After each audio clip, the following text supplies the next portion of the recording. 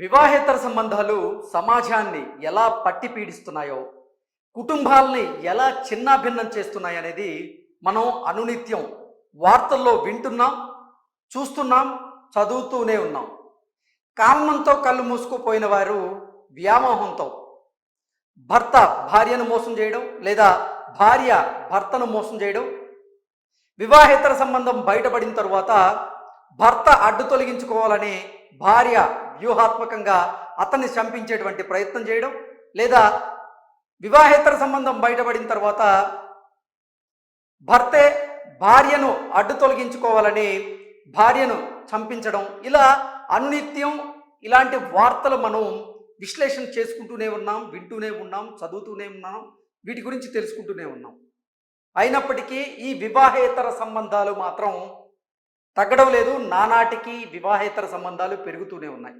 ఈ అక్రమ సంబంధాల వల్ల నిజంగా కుటుంబాలు చిన్నాభిన్నమై రోడ్డును పడాల్సినటువంటి పరిస్థితి అయితే ఉంది. అందుకు ఉదాహరణగా ఒక ఘటన గురించి ఇప్పుడు మనం విశ్లేషణ చేసుకోవచ్చు. ఈ ఘటన రీసెంట్గా జరిగిందో మరి గతంలో జరిగిందో తెలియదు, కానీ కట్టుకున్న భార్య ఆవిడ తప్పు చేసినటువంటి నేపథ్యంలో దాన్ని జీర్ణించుకోలేని భర్త ఆ భార్య మీద దాడి చేశాడు. ఆ భార్య హాస్పిటల్లో ఉందో లేదా మరణించిందో తెలియదు, కానీ ఇప్పుడు దాడి చేసిన ఆవేశంలో దాడి చేసినటువంటి భర్త మాత్రం అతను జైల్లో ఉన్నాడు. భార్య హాస్పిటల్లో ఉందో లేదా అసలు ఈ లోకంలో ఉందో లేదో కూడా తెలియదు, కానీ ఈ దంపతులిద్దరికీ ఒక చిన్నారి ఉంది. ఆ చిన్నారి మాత్రం ఇప్పుడు రోడ్డును పడాల్సినటువంటి పరిస్థితి ఉంది. అసలు ఈ ఘటనలో ఏం జరిగిందనేది ఒకసారి మనం పూర్తి స్థాయిలో విశ్లేషణ చేసుకునేటువంటి ప్రయత్నం చేద్దాం. భార్య వ్యామోహం వల్ల కుటుంబం చిన్నాభిన్నం. భార్య సెలూన్ షాప్లో పనిచేసేటువంటి జోస్ అనేటువంటి ఒక వ్యక్తితో అక్రమ సంబంధం పెట్టుకుంది. జోస్ అలాగే ఈ మహిళ ఇద్దరూ ఒంటరిగా కలిసి ఉన్నప్పుడు భర్త రెడ్ హ్యాండెడ్గా పట్టుకున్నాడు. ఆవేశంలో భర్త భార్య మీద దాడి చేశాడు, గొంతు కోసేటువంటి ప్రయత్నం చేశాడు. అయితే తన భార్యతో బెడ్ షేర్ చేసుకున్నటువంటి జోష్ మాత్రం అతను పరారీలో ఉన్నాడు.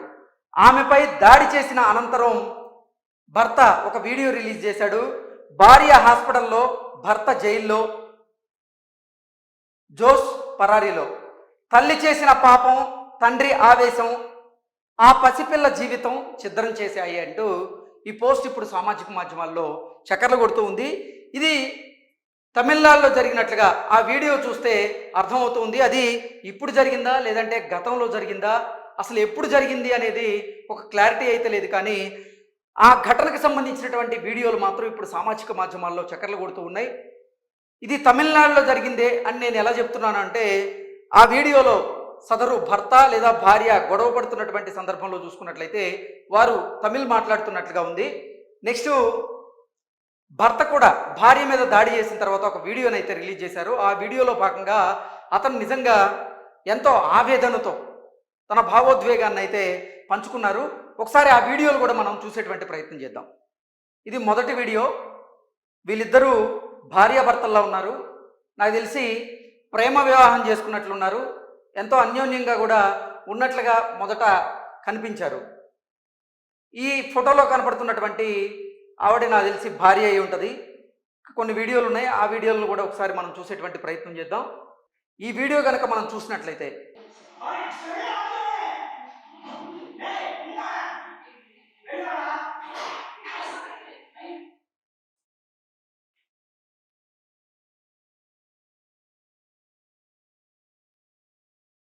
ఈ వీడియోలో కట్టుకున్నటువంటి భార్య పరాయి వ్యక్తితో బెడ్ షేర్ చేసుకోవడాన్ని చూసి జీర్ణించుకోలేకపోయినటువంటి భర్త ఆ భార్యను ప్రశ్నించేటువంటి ప్రయత్నం చేశాడు. అయితే ఆ భార్య మాత్రం ప్రతిఘటించి నీకు నచ్చింది చేసుకో అన్నట్లుగా తనతో మాట్లాడినట్లుగా ఈ పోస్ట్ సారాంశం అయితే తెలియజేస్తూ ఉంది. అయితే ఇక్కడ భార్యాభర్తల మధ్య వాగ్వివాదం జరిగింది. ఇక్కడ క్లియర్గా మనం చూసుకున్నట్లయితే ఒక రూమ్లో తనతో బెడ్ షేర్ చేసుకున్నటువంటి జోస్ అనేటువంటి వ్యక్తి కూడా ఉన్నాడు. అతను ఈ వీడియో చివరిలో అయితే బయటకు వస్తాడు. అతను అక్కడి ఇదిగో ఇతను ఆ వీడియోని అంటే ఆ రూమ్లో నుంచి బయటకు వచ్చాడు. బయటకు వచ్చిన తర్వాత అతను పరారయ్యారు. ఆ తర్వాత భార్యాభర్తల మధ్య గొడవ జరిగింది. గొడవ జరిగిన అనంతరమే ఆవేశంతో భర్త భార్య మీద దాడి చేశారు. తన గొంతు కోసేటువంటి ప్రయత్నం చేసినట్లుగా ఆ పోస్ట్ సారాంశం. ఇక ఏం జరిగిందనేది అయితే ఒక స్పష్టత లేదు, కానీ తాను మాత్రం ఆవేదన వ్యక్తం చేస్తూ నిజంగా వివాహేతర సంబంధం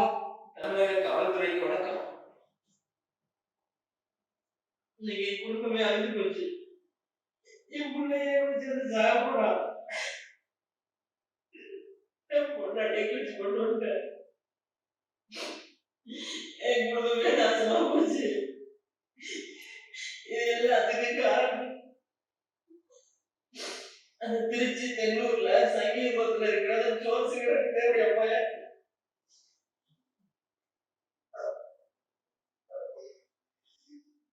ఇతని షర్ట్ మీద చూసుకున్నట్లయితే రక్తపు మరకలు ఉన్నాయి. అతను చెప్తున్న దాని ప్రకారంగా జోస్ వల్ల తన కుటుంబం చిన్నాభిన్నమైందని, జోస్ తన భార్యతో అక్రమ సంబంధం పెట్టుకున్నారని, దానివల్లే ఈరోజు తన కుటుంబాన్ని డిస్ట్రాయ్ అయిందని, జోష్ అనే వ్యక్తి తన తండ్రిని కూడా హతమార్చినట్లుగా తాను ఈ వీడియోలో చెప్తున్నట్లుగా కింద సబ్ టైటిల్స్ అయితే ఉన్నాయి. మరి అతను చెప్తున్నటువంటి తమిళ్ నాకైతే అర్థం కాలేదు. మరి ఆయన ఆవేదన ప్రకారంగా చూసుకున్నట్లయితే, భార్యాభర్త గొడవ పడిన దాని ప్రకారంగా చూసుకున్నట్లయితే అక్రమ సంబంధాలు నిజంగా కుటుంబాల్ని ఎలా చిన్నాభిన్నం చేస్తున్నాయి, సమాజాన్ని ఎలా పట్టి పీడిస్తున్నాయి అనడానికి ఈ ఘటన ఒక ఉదాహరణగా అయితే మనం చెప్పుకోవచ్చు. మనం నిజంగా ఎన్నో ఘటనల గురించి విశ్లేషణ చేసుకున్నాం. కామంతో కళ్ళు మూసుకుపోయి, అంటే వ్యామోహంలో భార్య భర్తను మోసం చేయడం, లేదా భర్త భార్యను మోసం చేయడం, వివాహేతర సంబంధాలు పెట్టుకోవడం, సెక్షువల్ లైఫ్లో వాళ్ళు పార్ట్నర్ గురించి ఆలోచించకుండా విచ్చలవిడిగా ఎంజాయ్ చేసేటువంటి ప్రయత్నం చేయడం, దానివల్ల కుటుంబంలో కలహాలు రావడం, ఆ కలహాల కారణంగా విడిపోవాల్సి రావడం, ఇవన్నీ చూస్తూ ఉన్నాం. అంటే కలహాల కారణంగా విడిపోయి వేరువేరుగా ఎవరికి నచ్చినట్లుగా వారు బ్రతికితే తప్పులేదు. కానీ ఈ మధ్యకాలంలో ఎక్కువగా కొన్ని ఘటనల్లో చూసుకుంటూ ఉన్నాం. వివాహేతర సంబంధాలకి అడ్డొస్తున్నారని భర్తని భార్య చంపించడం, లేదా భార్యను భర్త చంపడం, ఇవన్నీ రెగ్యులర్గా మనం న్యూస్లో చూస్తూ ఉన్నటువంటి నేపథ్యంలోనే అసలు వివాహేతర సంబంధాలు కుటుంబాలని ఎలా చిన్నాభిన్నం చేస్తున్నాయి అనేది ఈ ఘటన ద్వారా పూర్తిగా అర్థమవుతుంది. నిజంగా భార్యాభర్తల మధ్య వచ్చినటువంటి చిన్న గొడవ ఏదైతే ఉందో ఆ గొడవ వల్ల భర్త భార్య మీద దాడి చేయడం, ఇప్పుడు భర్త జైలుకు వెళ్ళడం, భార్య హాస్పిటల్లో సజీవంగా ఉందో లేదా అసలు ప్రాణాలతో ఉందో లేదో కూడా తెలియనటువంటి పరిస్థితి.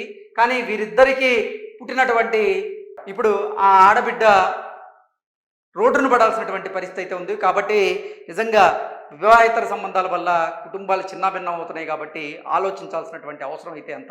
Thank you so much.